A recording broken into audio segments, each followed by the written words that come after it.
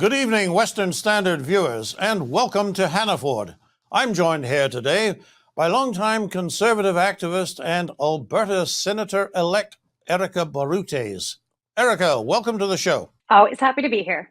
I think we're both still wiping the sleep from our eyes after the UCP convention on Saturday that saw Premier Smith win one of the strongest endorsements I've ever seen. I know that I believe they do well in the NDP as well. The communists usually manage to rally the troops. But this is a bunch of free-thinking, free-spirited conservatives who got together and said, nine out of 10 of them said, Smith is the leader for us. So what happened to all the ones that we were reading about for weeks and months who were apparently bring her down? Yeah, well, I shot off a few texts to some people I knew were behind it, and I haven't heard back from them. So I think that they're kind of in hiding right now. But I will say, I think they were louder than they were organizing, and perhaps that was to ensure that folks came out. I'm not sure why, but I think that their efforts to say that they are organizing in numbers to take down Premier Smith actually worked against them. And I saw a lot of folks that I assume were still party members, but maybe wouldn't traditionally attend AGM.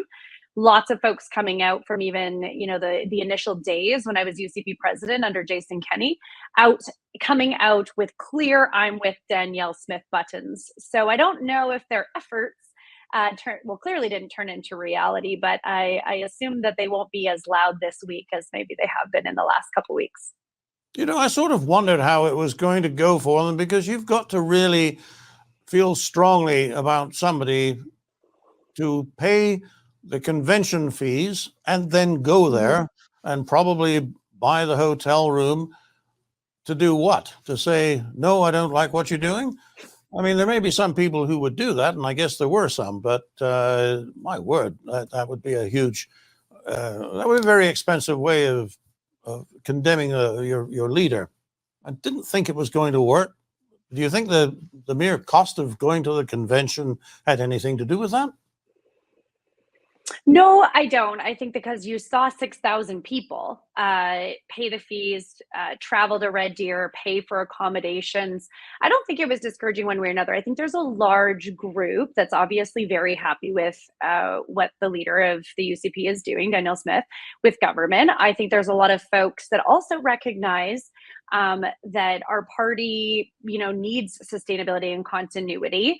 And I think that there's people that also might be coming out to support her for the other reason, which is I believe she is the best person to be able to, cater to some of the things that the base feels, while also being electable and being able to go head to head with Nenshi. So I think that there was probably multiple reasons why folks were coming out to support her. I'm still surprised by the 91.5%. I think at the best of times, people were looking in the 80s, which would be far higher than a lot of the previous leadership races. Frankly, I just wish we didn't have to have them all the time. Well, yes, that's a different discussion, and I think I know why you would say that, and I tend to agree with you. It really isn't helpful to be putting the leader on the spot every 2 years. But coming back to, you mentioned Mr. Nenshi just now. Now, Mr. Nenshi got pretty strong endorsement from his voters, but she and he are not going to have to face each other until what, 2027? Correct. But in the year to come, she is going to have to deal with a rapidly failing federal government under Justin Trudeau. But just because they're failing doesn't mean to say that they can't still do things to damage Alberta's interests. So would you just lay out for us, now that the leader has this very strong support, what is she going to do with it? Well, I think we've seen, even under the UCP before Danielle Smith, going after the federal government on C-48, C-69, that didn't maybe end the way we wanted. We've seen her stand up to Ottawa on electricity file, on the carbon tax. We've also seen, her go head to head on, as I personally feel, some, unjustifiable appointments to the Senate. She continues to stand up and fight Ottawa. But you're right. I mean, there is, and we've seen the federal government still push back on Ottawa, even with, why the Bill of Rights is coming out in Alberta. So I think there's a lot of policies that they can still do a lot of damage in this time. I think that there is a fine line that this government needs to play, though, because you can't throw all this stuff and then assume that Pierre Poilievre, when he takes government, is going to scale all that back immediately. And I think that that's something they're going to have to be top of mind of, is how do they use the Sovereignty Act with a friendly if they have to? How do they use, do they withdraw these court cases or court filings that they've recently have against the federal government because it changes? So, it is a chess, not a checkers game that we're going to see this government and the federal government play in the next year. You mentioned Mr. Poilievre and scaling back. From your observations, how difficult do you think it would be, and how much of a priority, given that a future Conservative Prime Minister would have to have the interests of the entire country top of mind?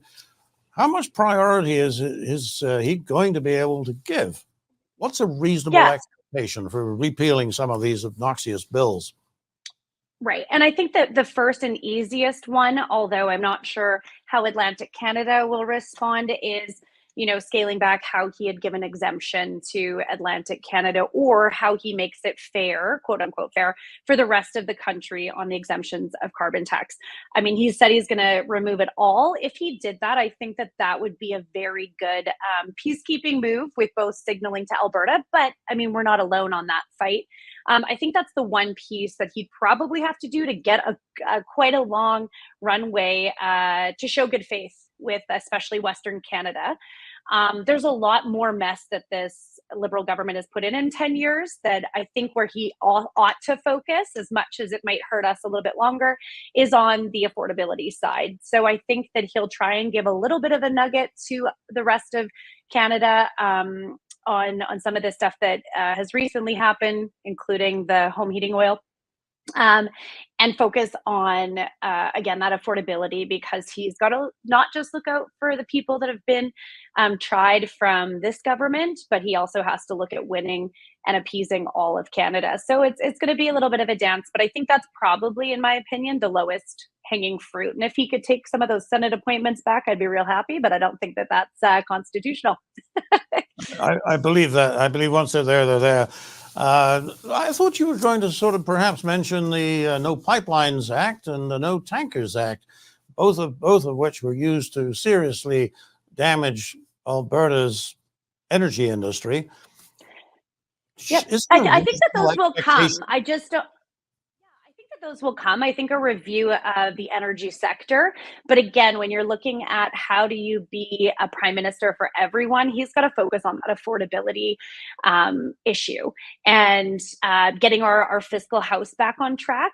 I do think that the results in the United States will also impact his desire to pursue that as quickly as possible. I think that opens up, depending on who's successful, and will probably be in recounts and appeals for some time in the US. But I think the important thing is, like, he has to find some low hanging fruit. And I think that trying to make the carbon tax either go away, like Jason Kenney did, Bill 1, be an issue, because I think that also does dovetail into the affordability piece that he's been talking about. So it would be a very complementary first move. C48, C69, I mean, they have a lot of revisions, and they have a lot of things that you'd have to get on side, especially with the Senate that is now very left-leaning. So he's got to pick and choose how he's going to use federalism to his advantage. Yes. So what would you hope that the Premier's first overture to a new Conservative government would be? A Premier or Prime Minister? Well, I'm thinking that I'm sort of hoping that all of what we're talking about comes true, and that Mr. Poilievre is the next Prime Minister. So there is the Prime Minister of Canada, is Pierre Poilievre. There is Danielle Smith as Premier of Alberta. They've known each other for decades.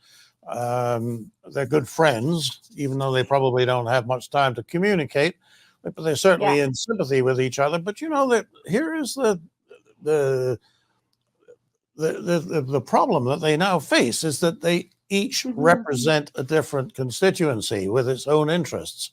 So, for example, if the Alberta pension plan were to go ahead, well, Alberta wants some money out of the Canada pension plan, and that's we can vote for that in Alberta. It's not really a vote getter in the rest of the country. So, you know, how do you stick handle that kind of thing?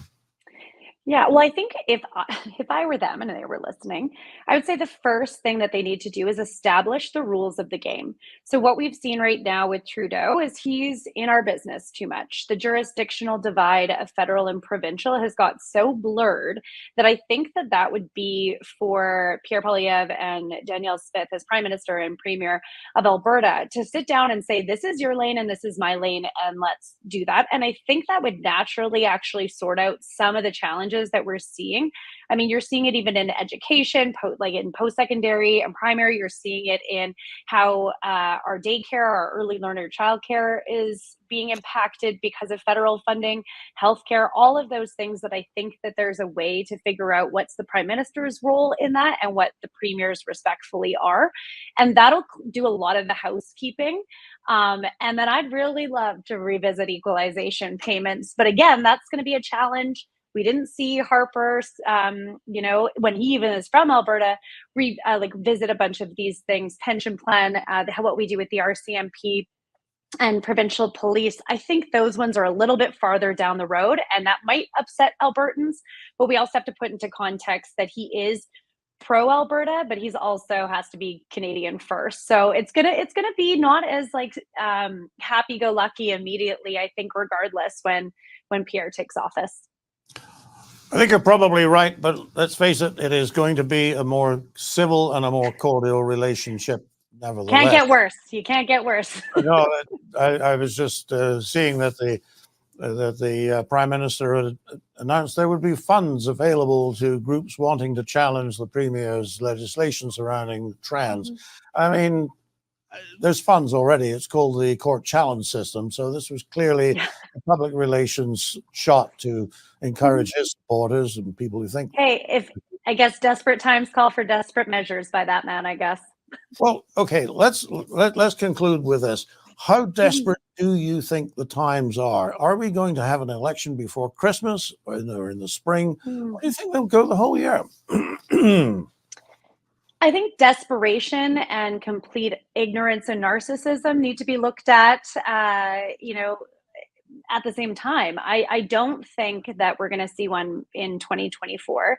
I think because of some of the pieces like pensions for MPs and how Jagmeet Singh has positioned himself, that we're going to see one before the snow is gone. That would just be my guess. I think that they are desperate. I mean, if you watch the clip of him coming out after basically a caucus revolt with this like smug, narcissistic look on his face, being like, we're all unified. There's clearly some deal being struck. There's clearly like people that will scream and shout, but won't say it to his face. I think he is very, you know, his stronghold on caucus is clearly evident. But I don't think that that's going to help him with everyday Canadians. So he might be able to keep his caucus at bay. We continue to see one saying they're not seeking re-election, which again is, I think, trickles down more than what happens in a caucus meeting to the general public. And I think his numbers are going to hold the same, because even people that plugged their nose and voted for Trudeau last time because he was promising $10 a day daycare just can't stand the man now. And those are lots of my friends in Edmonton. So I think we'll see that he'll continue to be desperate. He'll continue to do, as you said, these public relation things. We saw it with affordability announcements across the country. I'm sure that the budget is going to be horrific and lacking the idea that money doesn't grow on trees. But that'll be his legacy that he's going to have to live with. And he's going to go down in history as the worst prime minister, second to his dad. Yes. So, okay. So you think maybe a budget? Vote against the budget? That would be a test of character for the Bloc and for the NDP, but could happen. And I mean, they're all Yeah, it could. It could be all about what they've negotiated, right? We've heard the bloc go back and forth. We've heard, if that the dental care, pharmacare plans, a bunch of things that the NDP have pushed for, if that doesn't come through, I actually don't think that the NDP have a better time to try and campaign against the Liberals. Although I think they've kind of hitched themselves to that wagon and tried to escape, but not. So maybe spring, but I just see him being so ignorant that he thinks he can still win it. Erika, it's a good thing and a bad thing that government is effectively come to a stop. They can't do anything. The bad thing is that's not a good thing for a country like Canada, not a good thing for any country. But the good thing about it is that they have got another horrible suite of legislation that I don't think either of us want to see come to the fore, which has to do with the control of what people can do on the internet and the whole business of freedom of speech. So if those bills die on the order paper, it would be no loss, would it? No, I am not a big supporter of communism and dictatorship. So I would very much appreciate if that didn't make it through. Erika, it's always great to talk to you. I can see you're in a good mood. I can understand why.